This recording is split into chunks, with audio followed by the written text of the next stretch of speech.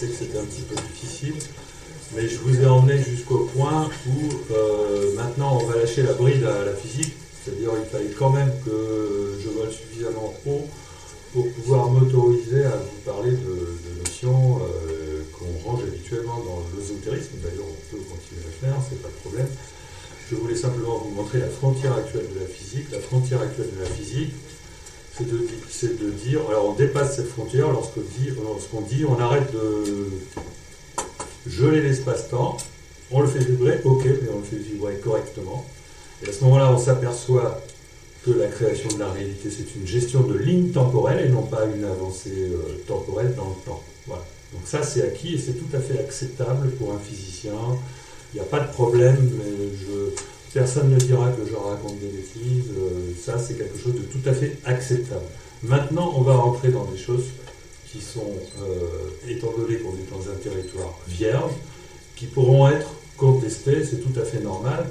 Mais moi, dans ce territoire vierge, j'essaye simplement d'explorer et de fournir le cadre conceptuel le plus simple possible pour qu'on puisse comprendre ce que c'est que la conscience. Donc vous avez vu que d'un côté, je relie la conscience à ce qui crée, à ce qui nous permet d'avoir un libre arbitre, c'est-à-dire à modifier nos lignes temporelles, grâce à un tissu de l'espace-temps qui est essentiellement vibratoire au niveau infime. Le fait que ça puisse vibrer au niveau infime n'empêche absolument pas que les conséquences de ces vibrations puissent être énormes dans le temps. En travaillant sur mon billard, je vous l'ai dit tout à l'heure, on peut avoir des effets au niveau de la constante de Planck, 10 puissance moins 35 cm, 0,3501 mètres, qui ont des conséquences énormes très rapidement dans l'espace-temps. Donc il n'est pas un problème, ce n'est pas un problème que la conscience se contente de vibrer à une échelle infiniment petite, puisque ça crée d'énormes modifications dans l'espace-temps.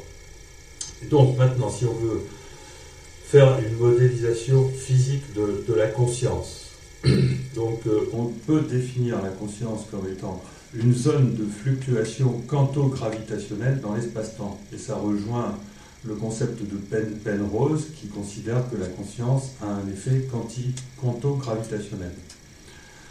Alors là où je vais un peu plus loin, c'est qu'il faut aller plus loin. Bon, la conscience, à partir de cette zone de fluctuation, on peut lui définir une étendue spatiale, c'est-à-dire sa localisation, donc ça va être autour de notre corps, bien sûr. Une étendue spectrale, c'est-à-dire le spectre de fréquence avec laquelle ça vibre, ça c'est physique. Et un centre énergétique, et c'est là que je vais différencier conscience et âme, on va voir. Un centre énergétique, c'est-à-dire qu'il y a dans cette zone de l'espace-temps qui vibre, il y a des endroits qui vont vibrer plus fort, d'autres moins, et on va dire qu'il va y avoir un centre énergétique qui va animer l'ensemble, qui va le déplacer, changer sa forme, etc. Là, on est dans des notions physiques. Donc, on peut répartir le modèle de métaphysique de la fonction de la conscience que je propose. On peut le dessiner sous la forme d'un triangle avec 3 centres. Un centre énergétique, donc on va dire c'est le centre qui est capable de déplacer la conscience, le libre arbitre. Enfin, c'est ce qu'on ressent dans notre corps, c'est ce qu'on ressent. J'ai mal là, je ressens ça, j'ai telle émotion peut être diffuse. Ou alors au contraire ça peut être, donc on a bien du spatial, on a du vibratoire et on a de l'énergie, c'est-à-dire là où on ressent les choses, mais on peut avoir une conscience qui est bien plus vaste que ça, mais là où on ne ressent pas les choses, il n'y a pas d'énergie. Donc l'énergie là c'est de l'information vibratoire, d'accord, qui a une texture, une organisation extrêmement complexe, et il est logique, il n'est pas étonnant que ça ait besoin de 6 dimensions vibratoire. Alors, quelles seraient les fonctions de la conscience? Les fonctions de la conscience, ce qui est assez génial dans le modèle que je vous propose, que j'aime beaucoup, enfin, moi vraiment, c'est de dire, parce qu'en plus on rejoint la vision de toutes les traditions orientales, le bouddhisme, etc. Donc la conscience, elle crée donc des fluctuations réelles, atemporelles dans l'espace-temps. Et bien la fonction de la conscience serait de les cristalliser dans le temps présent. Et donc on retrouve la conception de la matière comme étant une cristallisation de la conscience. Et ça, c'est cool, parce que c'est ce que les grands maîtres disent. C'est sympathique. Et donc, la deuxième fonction de la conscience, c'est ce que je vous disais tout à l'heure, l'adressage des lignes temporelles. Donc, adresser les futurs potentiels par les lignes du mental et de l'émotionnel. Hein, autant la fonction de la conscience au temps présent, c'est de cristalliser la création, c'est-à-dire ce qui vient vers nous, le futur qui vient vers nous. Autant nos centres mental et émotionnel, c'est utile pour adresser les lignes temporelles dans le futur. C'est quelque chose qui va venir préciser exactement nos intentions d'événements à vivre. Voilà. Et donc, alors voilà, comme je suis physicien et que surtout mécanicien, je suis attaché au déterminisme. Donc je suis attaché au fait que les physiciens puissent un jour progresser dans leur compréhension de l'univers à travers des modèles qui sont sans cesse déterministes. Et donc je vais vous dire quelque chose d'horrible, c'est que on peut mécaniser tout ça. On peut mécaniser la conscience. Et les physiciens vont le faire. De toute façon, je vous le dis, je préfère vous le dire de suite. Si ça c'est admis, si on admet que la conscience est liée aux vibrations, fluctuations quanto-gravitationnelles, très vite vous allez avoir plein de physiciens qui vont rechercher la mécanique de tout ça. Il faut s'y faire, ils vont le faire, c'est dans leur nature. Ils vont tout mécaniser, d'accord ? Mais souvenez-vous du théorème de Gödel qui dit que, attention, un système de mécanique, mais de toute façon ils vont avoir exactement le même problème, ils vont mécaniser et expliquer comment ça fonctionne, l'âme, l'esprit, etc. Il manquera toujours des informations extérieures. Vous créez un monde mécanique, il s'englobe forcément dans un autre monde. Vous le mécanisez, il va s'englober forcément dans un autre monde. Donc il y aura toujours une sauvegarde. Et donc pour sauvegarder mon modèle de la conscience et le rendre acceptable par les physiciens, par les mécaniciens, je ne parle pas de 2 mondes, mais de 3 mondes. D'accord ?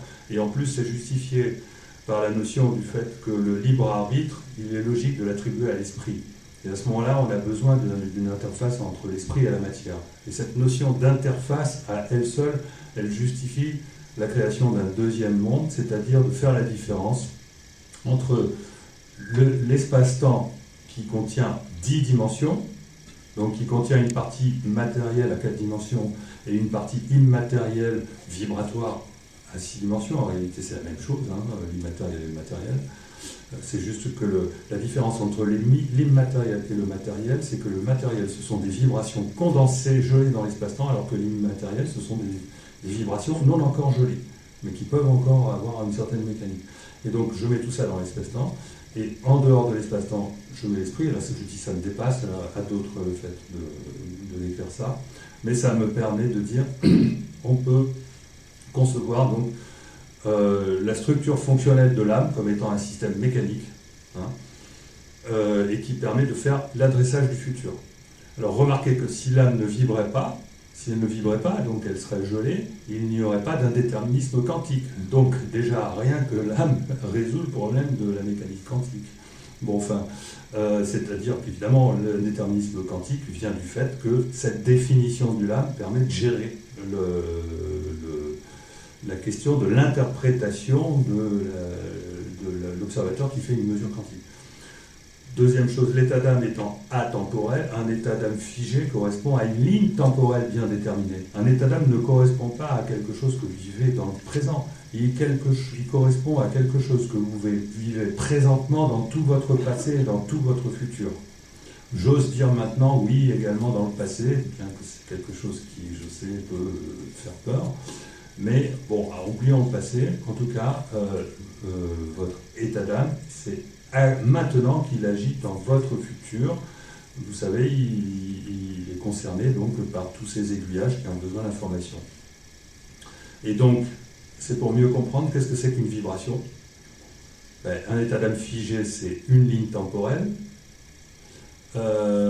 Lorsqu'il change, c'est une autre ligne temporelle, donc une vibration, c'est un balayage de multiples lignes temporelles dans le futur. Et pour balayer correctement des lignes temporelles dans le futur, on utilise son mental pour bien préciser le type d'événement, et on utilise son vibratoire pour bien préciser la qualité de l'événement. On va dire, enfin les deux aspects, de manière à ce qu'il n'y ait pas une infinité de lignes temporelles, et la mécanique a exactement besoin de ça. La mécanique a exactement besoin de connaître la nature du futur que vous voulez construire. Elle a une infinité de possibilités. Et heureusement qu'elle a vos intentions pour y décider. Parce que par exemple, la mécanique ne va pas créer chez moi un voyage en Martinique après-demain, alors que je ne vais pas aller en Martinique après-demain. Imaginez si la mécanique créait tout ce qu'il est possible de créer, elle ne s'en sortirait pas, il y aurait trop d'informations à gérer. Donc c'est grâce à nos intentions que la mécanique peut bosser. Et donc l'action dans le présent sur le cerveau, à ce moment-là, devrait consister à créer une résonance de phase entre les vibrations atemporelles de l'âme et les vibrations temporelles déjà figées dans l'espace-temps. Voilà, mais ça, il faut le mûrir. Voilà, disons qu'en mécanique, des vibrations, on sait que quand il y a des résonances de phase, il y a un aspect énergétique qui peut bouger les choses. Voilà. Tandis que si vous mettez en présence des vibrations qui sont très différentes, qui ont des fréquences très différentes, elles vont s'additionner et puis il ne va rien se passer. Mais bon, si vous mettez deux systèmes en résonance, par contre là il se passe quelque chose. C'est comme ça que l'âme agit sur la réalité. Et donc, comme je vous disais tout à l'heure, pour préserver la mécanique, je fais appel à 3 mondes d'information. Et donc, ça me permet d'introduire, vous retrouvez les 3 états donc, de ce triangle qui correspond à la conscience, enfin à l'âme. Donc, vous retrouvez son état figé dans la matière, qui correspond aux vibrations matérielles en bas, en orange, marron. Vous retrouvez son état avec libre arbitre, vous retrouvez son état plutôt de l'autre côté, en haut, avec des vibrations indépendantes de la matière.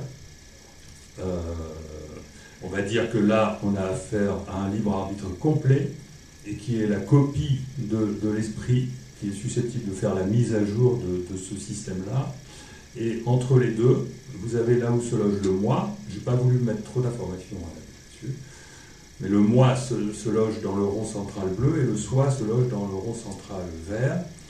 Le moi qui est obligé de composer avec les contraintes de la matière, le fait que les choses doivent se figer dans l'espace-temps, et de composer avec son modèle comportemental qui est qui lui vient de l'extérieur de l'espace-temps, et on peut considérer que la clé de l'évolution de l'âme, c'est d'arriver à fabriquer donc cet ensemble à 6 composantes qui arrive à travailler de manière à ce que l'esprit puisse travailler dans la matière. Donc les 6 composantes centrales, vertes et bleues, sont un système d'adressage des lignes temporelles qui est obligé de composer avec un énergétique mental émotionnel libre et un énergétique mental émotionnel lié à la matière. Voilà. C'est juste un modèle. Mais il y a une chose qui devient tout de suite très intéressante, c'est que le fait de faire ça, c'est exactement la même chose que ce que je fais quand je développe un réseau de neurones en informatique pour faire de la reconnaissance de forme ou pour agir sur un système, pour faire un système de contrôle-commande. Et donc c'est pas un seul palpeur-capteur qu'il faut mettre là, c'est pas une seule interface, c'est logiquement, si on veut travailler sur tout un espace-temps qui est immense, il en faut plusieurs. Et donc, je suis amené à concevoir notre travail dans l'espace-temps, c'est-à-dire ma vie. Ma vie, c'est un travail dans l'espace-temps, puisque mon libre arbitre va permettre de modifier le but de ma vie, c'est d'essayer de faire coller l'âme à son modèle. Hein, c'est la raison pour laquelle je me suis incarné. Et voilà, et donc ça génère un certain travail. Et l'ensemble de tous les travaux qu'on génère une évolution de l'espace-temps, mais pour que ce soit correctement géré d'après mes compétences d'informaticien, il faut utiliser un réseau de neurones. Et qui dit réseau de neurones dit que c'est pas l'esprit, il va pas s'amuser à créer une vie. Alors oui, ça c'est un truc, je suis allé un peu trop vite, mais là-dedans on retrouve, si on veut, la Kabbale, mais on retrouve aussi la Trinité, les deux. C'est-à-dire que le principe de la conscience, oui, j'ai oublié cette chose très importante, je conçois la conscience comme étant quelque chose qui est fondamentalement divisible. Le sens dans l'univers, la conscience passerait son temps à se diviser. Mais bon, une conscience ne va pas se diviser si c'est pour ne pas mettre dans sa conscience fille son principe directeur. C'est-à-dire que une conscience se divise, elle introduit sa graine dans la conscience fille, parce qu'elle ne va pas se donner de soi si c'est pas pour que ce qu'elle crée suive son modèle. Donc l'idée c'est ça, c'est la création. C'est une œuvre de la conscience qui se divise en permanence tout en introduisant son modèle. Donc ça, c'est ce que j'appelle la conscience mère qui est l'esprit et qui introduit son modèle dans l'âme en créant un nouveau soi qui deviendra un jour un nouvel esprit, etc. Bon, et à ce moment-là, on peut concevoir l'esprit comme quelque chose qui crée plusieurs soi, il n'y a absolument aucune raison qui ne s'incarne pas simultanément dans tout l'espace-temps, puisque tout est là en même temps. Et donc le concept de vie simultanée serait simplement un concept qui résulte du concept de réseau de neurones. Et nous serions des neurones de l'espace-temps, et l'espace-temps serait un immense cerveau. Enfin, le mécanicien de l'univers serait un immense cerveau, et surtout pas un calcul temporel, ça ne marche pas. Calcul temporel, c'est quelque chose qui consomme beaucoup trop d'informations pour faire pas grand-chose, et qui en plus est anthropique. Et donc pour vous faire une idée de c'est quoi ça, là, ce qui se met dans le futur, j'ai mis un tourbillon. Pourquoi j'ai mis un tourbillon? Pour vous faire une meilleure idée de l'action, de l'adressage de nos lignes temporelles par l'âme. Et donc voilà, vous retrouvez le futur proche au centre. Le centre, ça représente le présent.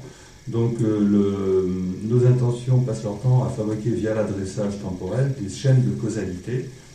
Donc au centre, vous avez tout ce qui va nous arriver de façon certaine dans le présent, futur immédiat. Loin, très loin, vous avez toutes vos pensées qui ont vraiment adressé à un chouïa des possibilités d'adressage et qui donc ont une probabilité très faible d'arriver. Donc toutes vos pensées, donc tous vos adressages, mais qui ne sont pas assez... voilà, mais bon, ça peut revenir un jour. Et puis entre les deux, et ben voilà, vous avez tout simplement ce qui fait partie de vos intentions, mais les choses n'arrivent pas forcément parce que la création est l'œuvre d'un cerveau collectif. Nous créons l'univers tous ensemble, et donc il y a une mécanique qui est chargée de faire en sorte que tout le monde soit servi, voilà. Et puis voilà, donc il y a une nouvelle mécanique à trouver, il y a une nouvelle mécanique des fluides à inventer, qui est la mécanique de la manière dont nous déposons nos intentions via l'adressage de l'âme. Bon, moi je ne fais que dire, je sais que j'essaie de donner des éléments de visualisation. Tout ça, ce sont des champs d'information. Je parle de champs d'information et j'essaie de dire qu'il y a une mécanique de ces champs d'information. Et l'existence de ces champs d'information est avérée par un paquet d'intuitions tout à fait respectables. Le monde des idées à l'extérieur de la caverne de Platon, c'est ce que j'appelle le troisième monde, le monde de l'esprit.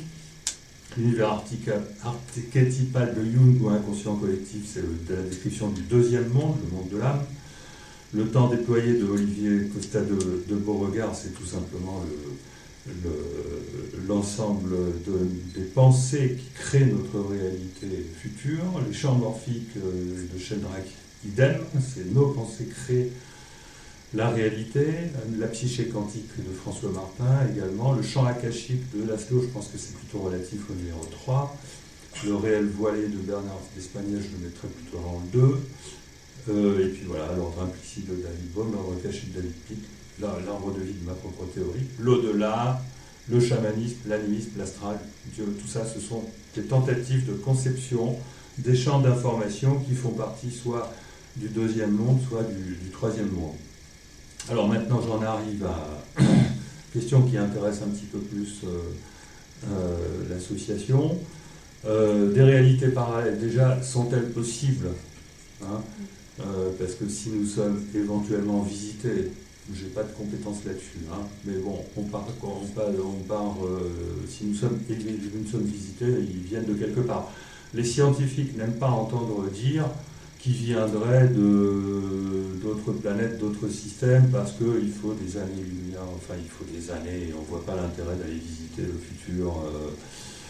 Voilà, alors que c'est tout à fait possible d'aller dans le futur. Voilà. Technologiquement, ça ne pose aucun problème d'aller dans le futur, mais l'idée que nous soyons visités par... enfin bon, ça ne plaît pas aux scientifiques, je vous le dis, hein, enfin, ça ne leur plaît pas. Ils préfèrent quelque chose de beaucoup plus difficile à concevoir, qui est qu'en fait, il existerait des réalités parallèles. C'est plus simple, parce qu'au moins... recevable, bien qu'on n'en connaisse pas la technologie, mais la méthode scientifiquement recevable pour changer de réalité, c'est de passer par un trou de verre. Et si on passe par un trou de verre, ça veut dire que l'espace-temps se déforme tellement qu'il fabrique un tunnel et qu'il peut aller se rejoindre lui-même ou rejoindre une autre réalité. Donc dans ce cadre de pensée, il pourrait exister d'autres réalités parallèles. Bon. C'est admissible. Bon, c'est de la science-fiction, mais c'est rationnel. D'accord ? C'est de la science-fiction rationnelle. Une autre possibilité, c'est d'aller visiter le passé, puisque le trou de verre peut aussi bien aller dans le passé. Alors, peut-on voyager dans le passé ? Donc, comme je vous ai dit, dans le futur, aucun problème, mais très faible intérêt. Dans le passé, gros problème, mais grand intérêt. D'après la position matérialiste, c'est tout à fait possible de voyager dans le passé, mais c'est interdit. Parce que il y a le paradoxe, la conjecture de protection chronologique. Il faut protéger le grand-père. Si on tue son grand-père, etc. Voilà.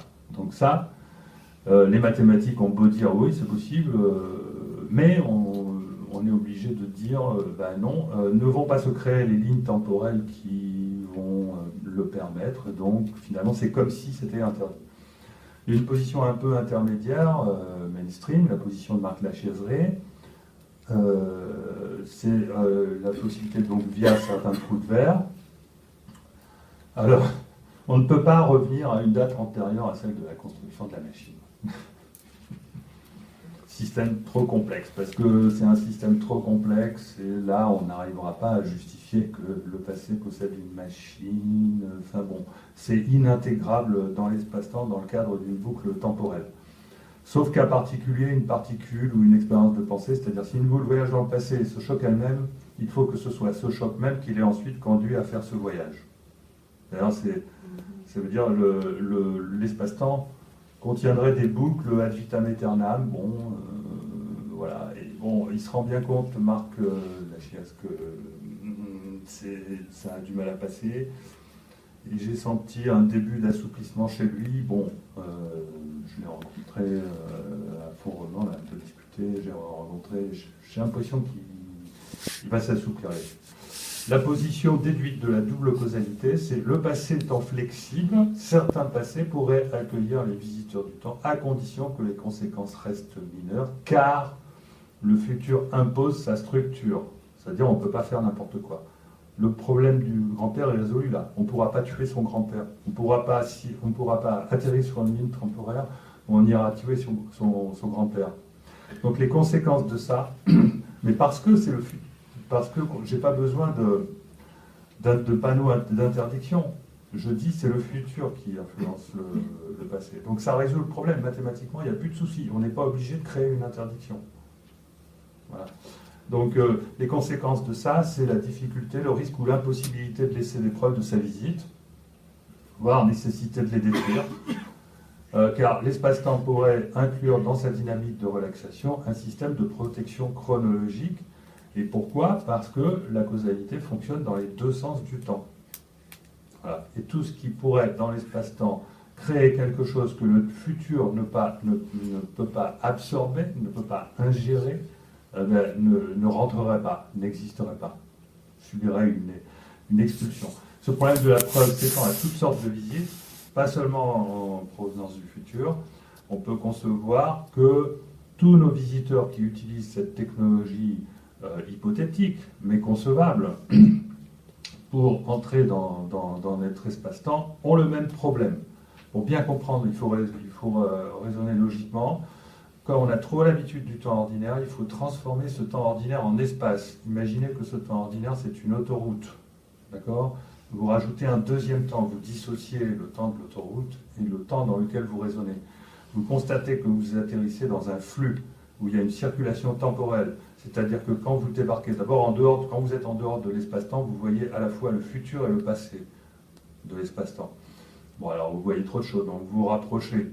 Bon, c'est sûrement flou. Et petit à petit, vous commencez à voir toutes les vies futures que vous allez impacter. Voilà. Donc, ça veut dire, ça correspond aux voitures qui, sur la file de circulation dans laquelle vous vous insérez, vous voient, ou celles qui sont devant vous. Il ne faut pas faire n'importe quoi, sinon il y a un risque d'accident. D'accord ? Donc, visualiser le souci d'insertion dans la circulation, ça correspond à la vision des futurs impactés par votre arrivée sur Terre. C'est-à-dire que vous le voyez. Donc, vous êtes obligé de négocier cet impact. Parce que si cet impact est incompatible avec un futur qui n'existe pas, il n'aura pas lieu. D'accord ? Et donc, il n'y a même pas besoin d'aller enlever les preuves qu'on aurait laissées, parce que l'espace-temps va s'occuper lui-même du boulot. C'est le futur qui va les nettoyer. Voilà. Donc, il faut bien comprendre qu'il y a une négociation obligatoire quand on rentre dans un espace-temps, quant à l'impact sur la conscience humaine, parce que le futur, alors pourquoi dans ce cas particulier-là? Parce que le jour où si on s'habitue à l'idée de visiteurs qui viennent de l'espace-temps, ça crée un tel changement paradigmatique sur Terre, ça génère de tels désordres, et c'est impossible, puisque c'est pas notre futur, ça. Notre futur, il est très ordonné par notre conception matérialiste des choses. C'est pas notre futur. Donc ce désordre-là, il ne peut pas exister. Il faudrait qu'il y ait une volonté de créer ce désordre. Il faudrait qu'il y ait une volonté, vous voyez, donc ce futur n'existant pas, ça n'a pas lieu. Donc nous sommes visités, toutes les preuves disparaissent comme par miracle, et elles sont probablement aussi, et de toute façon, il est probable qu'il y a une gestion de nos visiteurs, de leur propre impact, puisqu'ils le voient d'avance. Donc la seule chose qu'ils peuvent faire, c'est toc toc, on existe, et puis on recommence, toc toc, on existe, toc toc, on existe. Et puis petit à petit, ça y est, on commence à changer un peu de niveau de conscience. Et puis un jour, on comprend comment ça fonctionne l'espace-temps, et en comprenant comment ça fonctionne l'espace-temps, on comprend que c'est nous qui créons notre réalité, et on comprend que si on veut recevoir des visites, il faut créer une réalité qui les accueille, qui puisse les accueillir. Donc il faut faire le résultat avant vous voyez, bon, ça c'est des notions, des concepts, tout étant simultané.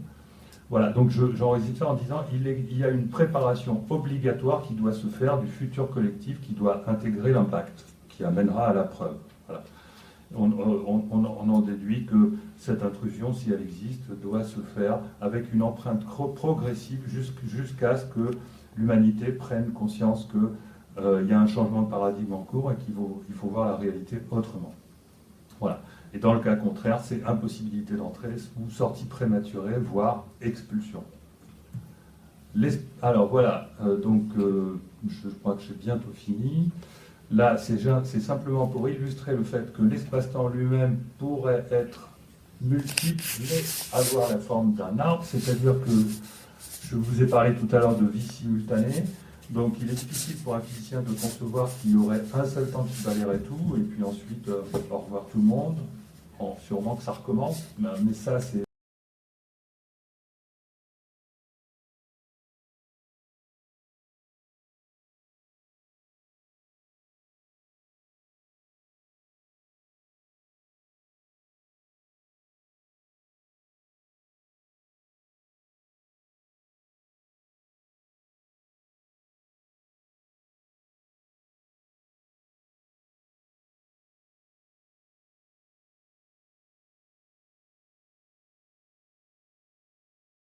votre vie de cette manière. Et donc la vie, tout se passe comme si nous étions dans un tunnel, et on parcourt ce tunnel, c'est ça le temps, et nous avons une télécommande une télécommande qui nous permet de déplacer le tunnel dans notre futur. Voilà, c'est ça la théorie de la double causalité. Nous nous déplaçons dans un tunnel et nous avons une télécommande qui nous permet de faire bouger notre tunnel dans notre futur. Et donc, je pense que la théorie de la double causalité permet d'expliquer non seulement la synchronicité, mais aussi l'effet placebo. Elle permet d'expliquer la matière noire, elle permet de mieux comprendre l'énergie noire, elle permet de mieux comprendre le Big Bang, le fait que le Big Bang n'est pas un début mais une fin. Bon, je ne vais pas m'étendre là-dessus parce que je crois que j'ai déjà parlé longtemps. Et puis, donc ça c'est le modèle que j'ai présenté à l'Institut de France où je montre qu'il y a deux cas de figure. Le cas où on vit sans comprendre notre double nature, voilà, et à ce moment-là on déconnecte le soi du moi, et donc à ce moment-là le moi n'étant plus relié au soi, il descend, et quand il descend ça devient l'ego, voilà. Et si dans ce cas-là la source d'information elle est coupée, et ça veut dire que les gens qui fonctionnent comme ça deviennent des machines. Et si le monde entier fonctionne comme ça, on deviendra tous des machines. Alors, pour ne pas devenir des machines, il faut aussi apprendre à utiliser sa télécommande. Donc ça, c'est ce que je raconte dans mon livre, et ça, c'est un peu une synthèse que j'ai faite. Je n'ai pas voulu la faire là, mais bon, il y a une correspondance parfaite entre les différents niveaux dont je parle. Là, je parle de 3x3, et les centres énergétiques, mentaux et émotionnels dont je parle, en 2x3. Donc c'est dans les 6.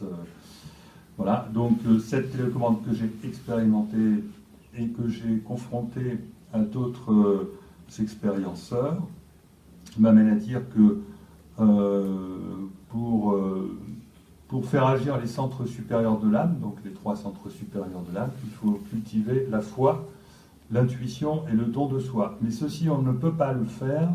On ne peut pas le faire si on est trop déconnecté de ces centres supérieurs. Et pour rétablir la connexion avec ces centres supérieurs, j'aurais dû commencer par en haut, mais c'est pas grave, je le dis maintenant, il faut développer la confiance, le lâcher-prise et le détachement. Chaque chose correspondant à un centre. Mais en fait, on ne peut pas y arriver si on n'a pas créé véritablement en soi-même une dissociation esprit-mental. C'est-à-dire que on ne peut pas faire fonctionner une intention qui va bouger notre tunnel, on ne peut pas avoir aucune intention ne le fera. En fait, toutes vos intentions vont agir, mais si vos intentions sont conditionnées, elles ne vont faire que ce qui existe déjà. C'est-à-dire que la mécanique ne fait que créer ce qu'elle a déjà créé. Vous demandez à votre système de créer ce qu'il a déjà créé. Ça ne marche pas. Ça, c'est être comme une machine, c'est ne pas avoir de libre arbitre. Donc si vous voulez vous fabriquer un futur qui est autre que celui qui est déjà là, dont vous vous rendez compte, hein, si vous êtes dans la galère et que c'est tous les jours pareil et que vous ne voyez pas venir, vous ne voyez pas comment vous allez vous en sortir pour quitter un emploi ou je ne sais pas quoi, etc., c'est que vous êtes dans un tunnel et que vous avez beau faire avec vos intentions, vous ne voyez pas comment bouger votre tunnel, c'est parce que vos intentions sont conditionnées, c'est parce que vous êtes une machine, d'accord ?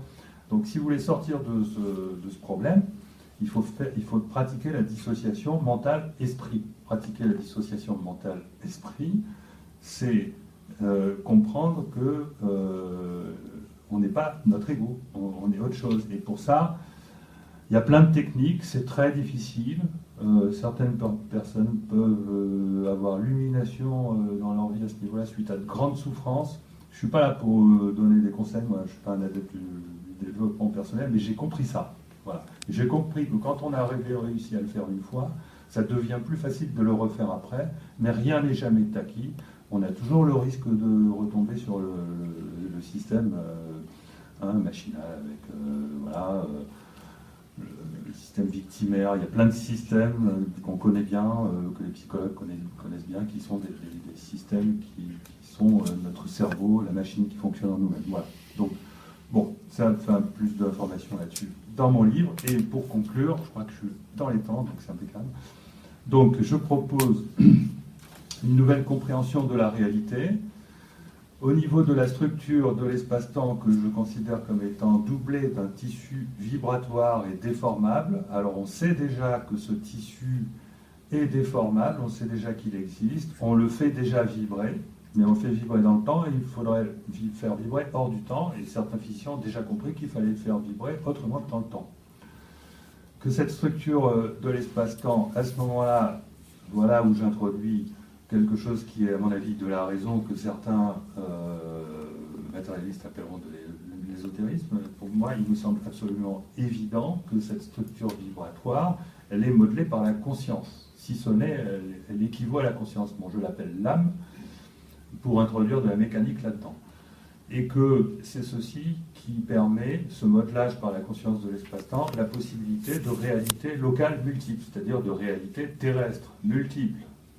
Y compris dans le présent, c'est pas seulement dans le passé. Et donc la nature de la conscience serait de se diviser en transférant l'esprit dans l'âme. Donc l'esprit serait en gros tout ce que la conscience a appris pour devenir plus grande, tout ce qui lui a permis de se perfectionner et de fabriquer une entité, un être.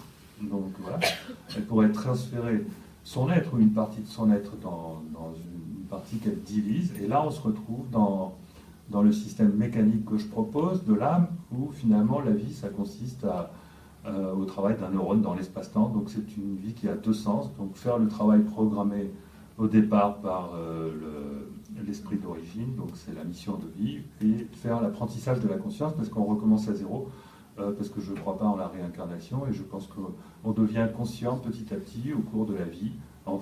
Le matériel qu'on a, le matériel génétique matériel et le matériel psychique immatériel, mais qui est autant matériel que l'autre, hein, qui est l'âme, joue un rôle considérable là-dedans. Et donc, se souvenir de ce que j'appelle le problème de la preuve, qui est une conséquence de la double causalité, pour les choses qui sont très importantes dans la mesure où elles peuvent impacter les idées dans une société et changer le cours de l'histoire humaine, il faut s'attendre à avoir toujours un problème de la preuve. Et donc il est nécessaire, pour compenser ce problème de la preuve, de préparer la conscience collective au niveau spirituel, on va dire. Il est nécessaire de préparer la conscience collective en faisant passer des nouvelles envies de vivre beaucoup plus ambitieuses et beaucoup plus spirituelles, enfin pas forcément spirituelles. Il est nécessaire de préparer le futur à ce qu'on veut faire entrer dans notre espace-temps, du fait de cette difficulté, du fait que la réalité se crée dans les deux sens du temps. Et ça justifierait même l'intérêt de désinformer. C'est-à-dire que la désinformation pourrait ne pas être seulement négative, mais elle pourrait être positive. Voilà. C'est-à-dire qu'il serait intéressant de désinformer certains messages de manière à ce qu'ils soient mal compris par une grande majorité de gens qui risqueraient de le déformer, et de manière à ce qu'il soit bien compris par la personne qui est seule capable de s'en servir correctement. Et donc ça introduit un filtre naturel, et donc ça éviterait le problème de la preuve. Parce que si vous atteignez juste les bons individus au lieu d'atteindre une foule d'individus, vous avez beaucoup moins de problèmes pour faire passer une information. Et donc, la nature de l'univers, ce serait d'être un gigantesque cerveau, avec probablement des imbrications, hein, un cerveau inclus dans un autre cerveau, inclus dans un autre cerveau, etc. Enfin, il y aurait des cerveaux partout. Nous serions comme des neurones. Nous aurions une essence immatérielle, alors matérielle gelée, enfin qui est de l'immatériel gelé et immatériel vibratoire. Et la matière serait tout simplement, enfin tout ce qu'on voit serait tout simplement l'information créée par notre travail dans l'espace-temps. Et donc il est important de comprendre notre pouvoir créateur et de comprendre que nous n'avons pas encore appris à nous servir de nos facultés de télécommande, donc de nos centres mentaux et émotionnels. Moi, j'ai commencé à apprendre à m'en servir, je vous assure, c'est réel. Mais je suis encore comme un bébé qui joue à la baballe. Voilà. Et si tout le monde se met à jouer à la baballe, peut-être qu'on arrivera à faire des progrès tous ensemble. Pour ça, donc, je répète, il faut développer la dissociation esprit-ego. Lisez le livre audio d'Eckhart Tolle à ce sujet, qui est très très bien. Et il faut développer les valeurs spirituelles qui débloquent la télécommande, c'est-à-dire le détachement, lâcher prise, confiance, foi, intuition et don de soi. Voilà, je vous remercie.